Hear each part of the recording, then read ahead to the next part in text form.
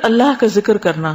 نبی صلی اللہ علیہ وسلم نے فرمایا جو آدمی اپنے بستر پر آئے لیکن اللہ کا ذکر نہ کرے وہ بھی اس کے لیے باعث حسرت ہوگا، یعنی بستر اس کے خلاف گواہی دے گا.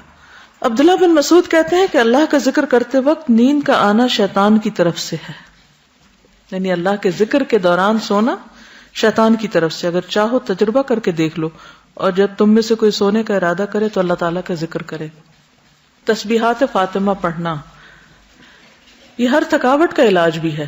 سیدنا علی سے روایت ہے کہ فاطمہ رضی اللہ تعالیٰ عنہا کے ہاتھوں میں چکی پیسنے کی وجہ سے تکلیف ہو گئی، گٹھے پڑ گئے، تو وہ اس کی شکایت لے کر نبی صلی اللہ علیہ وسلم کی خدمت میں حاضر ہوئی، کیونکہ انہیں پتا چلا تھا کہ آپ کے پاس کچھ غلام آئے ہیں، لیکن ان کی ملاقات نبی صلی اللہ علیہ وسلم سے نہ ہو سکی.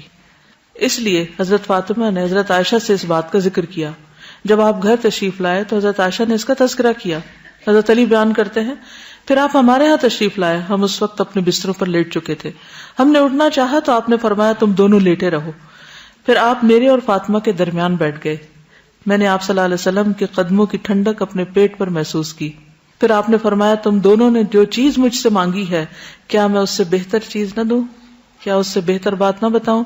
جب تم اپنے بستر پر لیٹ جاؤ تو 33 بار سبحان اللہ، 33 بار الحمدللہ اور 34 بار اللہ اکبر کہو، یہ تمہارے لیے خادم سے زیادہ بہتر ہے. اس میں کیا سیکھنے کی بات ہے کہ جب بچے کو مطالبہ لے کر آئے تو کیا کرنا چاہیے؟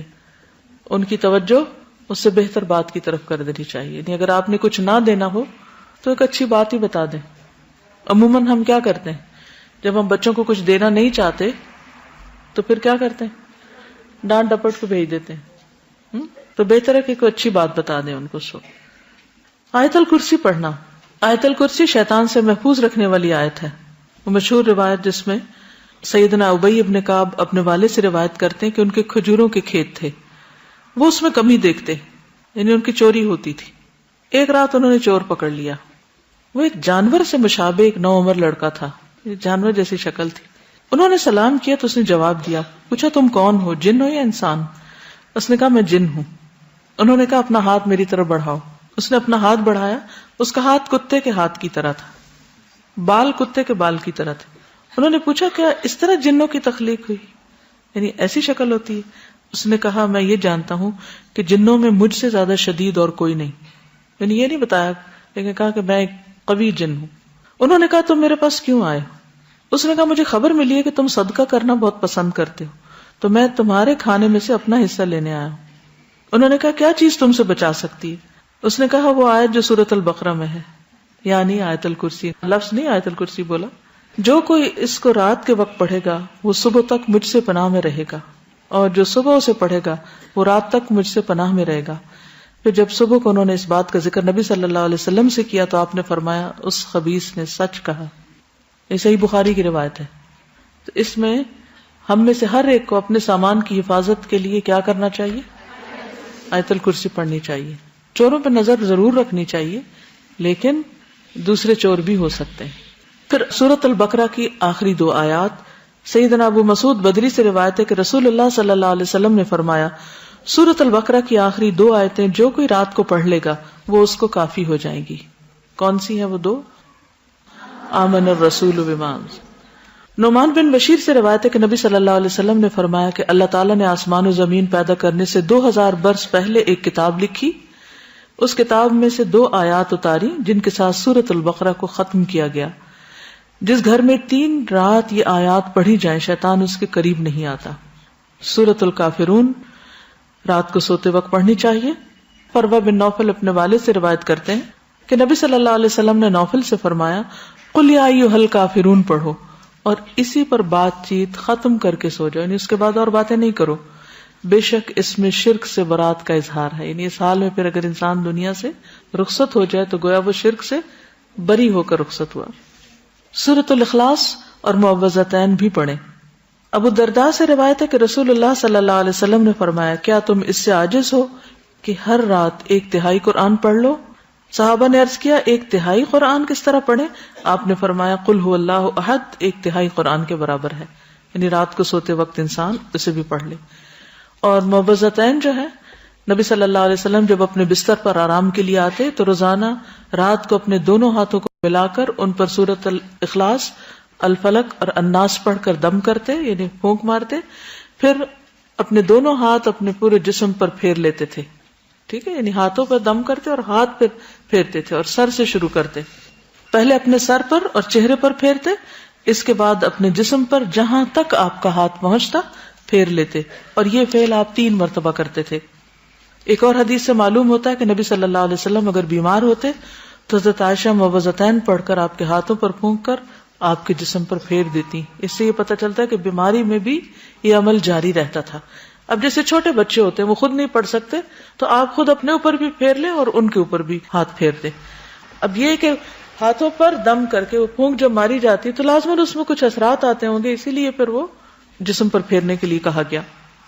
سورۃ الملک، رات کو سونے سے قبل سورۃ الملک پڑھیں.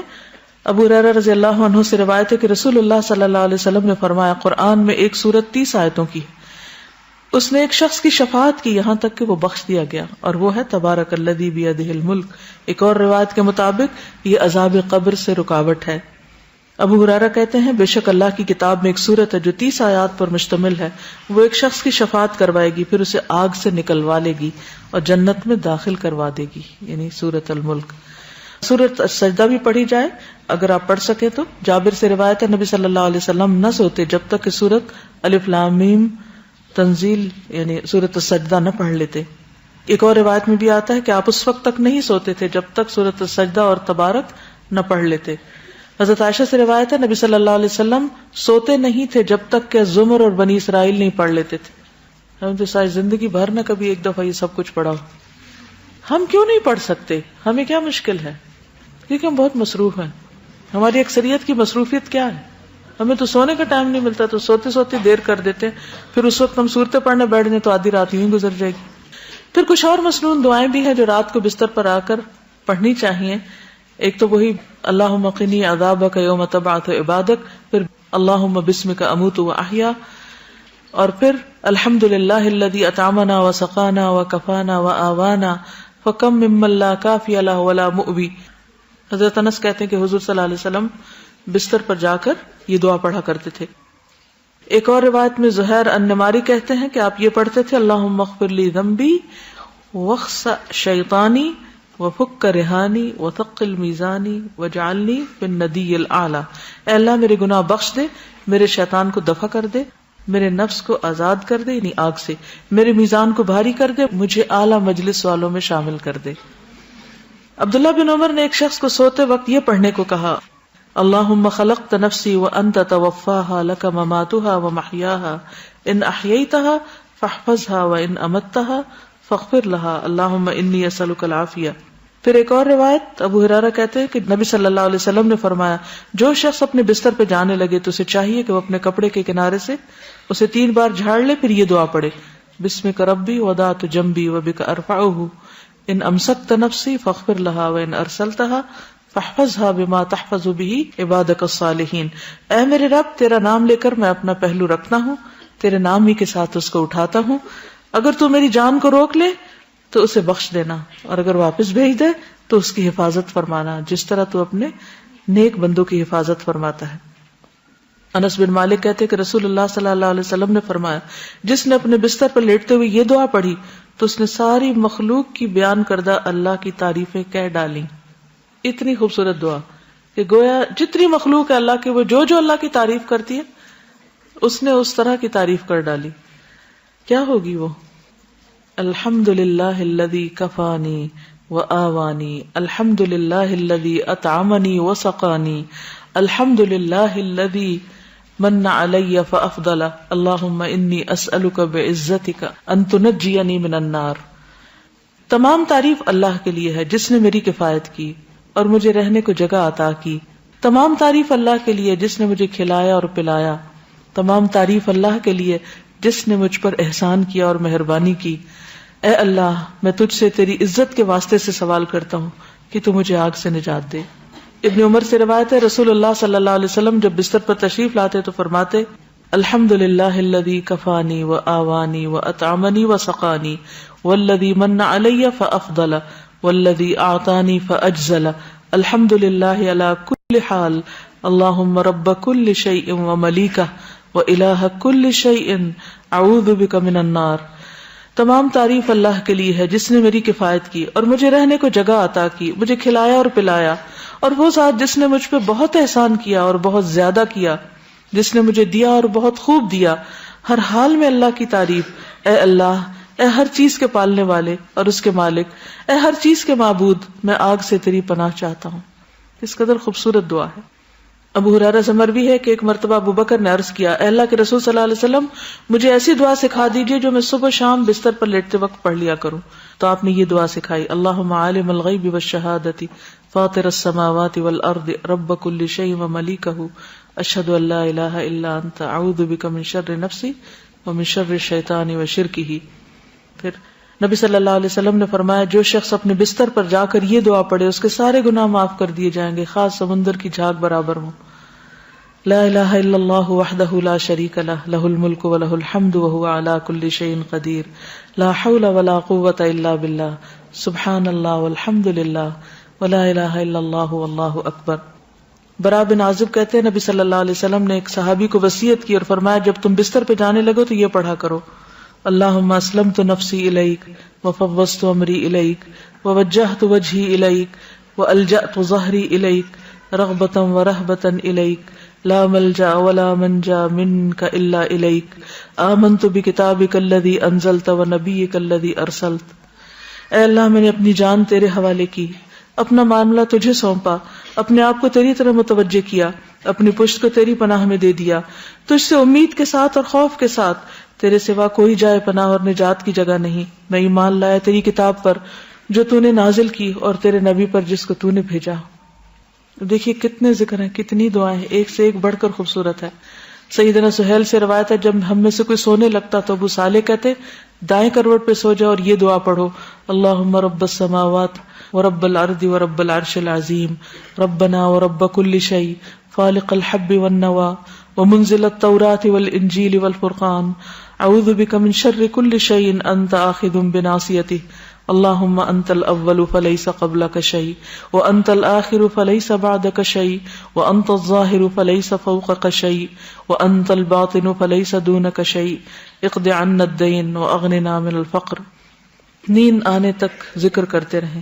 ربیہ بن کعب اسلمی کہتے ہیں، میں دن کے وقت نبی صلی اللہ علیہ وسلم کی خدمت کرتا، جب رات ہو جاتی تو میں آپ کے دروازے پر جا کر رات گزارتا، میں آپ کو ذکر کرتے ہوئے سنتا رہتا، آپ سبحان اللہ سبحان اللہ سبحان ربی پڑھتے رہتے، یہاں تک کہ میں اکتا جاتا اور مجھ پہ نیند کا غلبہ آ جاتا اور میں سو جاتا. رات کو پہلو بدلتے وقت لا الہ الا اللہ الواحد القہار رب السماوات والارض وما بینہما العزیز الغفار. رات آنکھ کھل جائے لا الہ الا اللہ وحدہ لا شریک لہ، لہ الملک ولہ الحمد وہو علی کل شیء قدیر، الحمد للہ وسبحان اللہ ولا الہ الا اللہ واللہ اکبر ولا حول ولا قوۃ الا باللہ. پھر کہے اللہم اغفر لی، یا کوئی دعا کرے تو اس کی دعا قبول ہوگی. اگر بستر سے اٹھ کر وضو کرے اور نماز پڑھے تو نماز قبول ہوگی. پھر برا خواب آ جائے تو دعا پڑھیے، اعوذ باللہ من شر الشیطان وشرہا. پھر نیند میں ڈر جانے پر بھی دعا پڑھے، اعوذ بکلمات اللہ التامات من غضبہ وعقابہ وشر عبادہ ومن ہمزات الشیاطین وان یحضرون. زبانی یاد کر لیں ورنہ رات کو اٹھ کے لائٹ آن کر کے کہاں سے ڈھونڈ کے پڑھیں گے. نیند میں ڈر جائیں تو پڑھیں اعوذ بکلمات اللہ التامات من غضبہ وعقابہ وشر عبادہ ومن ہمزات الشیاطین وان یحضرون. پھر اسی طرح خالد بن ولید کہتے ہیں، میں رات کو نیند میں گھبرا جایا کرتا تھا، تو نبی صلی اللہ علیہ وسلم کی خدمت میں حاضر ہوا تو میں نے عرض کی، میں رات کو نیند میں ڈر جاتا ہوں تو میں اپنی تلوار اٹھا لیتا ہوں اور جو چیز سامنے آتی ہے اسے مار ڈالتا ہوں. آپ نے فرمایا، کیا میں تمہیں وہ کلمات نہ سکھاؤں کہ جو روح الامین نے مجھے سکھائے؟ میں نے کہا کیوں نہیں. آپ نے فرمایا، کہو اعوذ بکلمات اللہ التامات التی لا یجاوزہن بر ولا فاجر من شر ما ينزل من السماء وما يعرج فيها ومن شر فتن الليل والنهار ومن كل طارق الا طارقا يترك بخير یا رحمان. اسی طرح ایک اور روایت میں ہے، رسول اللہ صلی اللہ علیہ وسلم نے فرمایا، جو رات میں تکلیف اور مشقت اٹھانے سے گھبرائے اور ڈرے کہ دشمن اس سے لڑے تو وہ کثرت سے یہ کلمات پڑھے، سبحان اللہ والحمد للہ ولا الہ الا اللہ واللہ اکبر. وآخر دعوانا ان الحمد للہ رب العالمین.